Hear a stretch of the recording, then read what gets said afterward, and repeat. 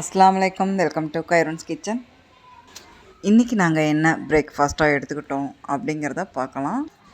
Avocado sandwich செய்கிறதுக்காக avocado, உப்பு, மிளகு, பூண்டு, எலுமிச்சம்பழம் சேர்த்து அரைச்சி எடுத்து வச்சுருக்கிறேன். அடுத்து க்ரீன் சட்னிக்கு மல்லி இலை, தயிர், சின்ன வெங்காயம், இஞ்சி, உப்பு, பச்சை மிளகாய் இதெல்லாமே சேர்த்து அரைச்சி எடுத்து வச்சுருக்கிறேன். மிந்திலாம் நான் அவகேடோ சாண்ட்விச் செஞ்சேன்னா எப்படின்னா அவகேடோ பேஸ்ட்லேயே ஆனியனை கட் பண்ணி சேர்த்துருப்பேன். இப்போ அப்படி இல்லை, கொஞ்சம் வித்தியாசம் வரும். மிந்தி நான் போட்ட வீடியோக்கும் இப்போ நான் போடுற வீடியோக்கும் வித்தியாசம் கொஞ்சம் இருக்கும்.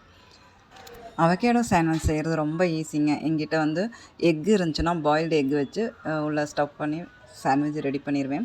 அல்லது குக்கும்பர் அல்லது ஆனியன் அல்லது லெட்யூஸ் இந்த மாதிரி ஏதோ ஒன்று உள்ளே ஸ்டஃப் பண்ணி நம்ம சாண்ட்விச் ரெடி பண்ணிடலாம். இன்றைக்கி ஆனியன் மட்டும்தான் வச்சுருக்கிறேன். ரொம்ப நல்லாயிருக்கும், ரொம்ப ஈஸி, டேஸ்ட்டு அருமையாக இருக்குங்க. பட்டர் தடவி டோஸ்ட் பண்ணி எடுத்தோம்னா செம்மையாக இருக்கும். ஜூஸ் போட்டு எடுத்துக்கிறதுக்காக beetroot, carrot, apple, ABC juice. மிந்தி நான் ஏபிசி ஜூஸ் போட்டோன்னா ஃபில்ட்ரு பண்ணி எடுத்துக்குவேன். இப்போ அப்படி கிடையாது. நம்ம வாஷ் பண்ணிவிட்டு தோல் நீக்கி நல்லா கட் பண்ணி மிக்ஸி ஜாரில் நல்லா அரைச்சி திக்காக எடுத்துக்கலாம் அப்படின்னு சொல்லிட்டு ரெடி பண்ணிகிட்ருக்கிறேன். அடுத்து அவகேடோ சாண்ட்விச்சும் ரெடி ஆயிடுச்சு. பிளேட்டிங் பண்ணிடலாம்.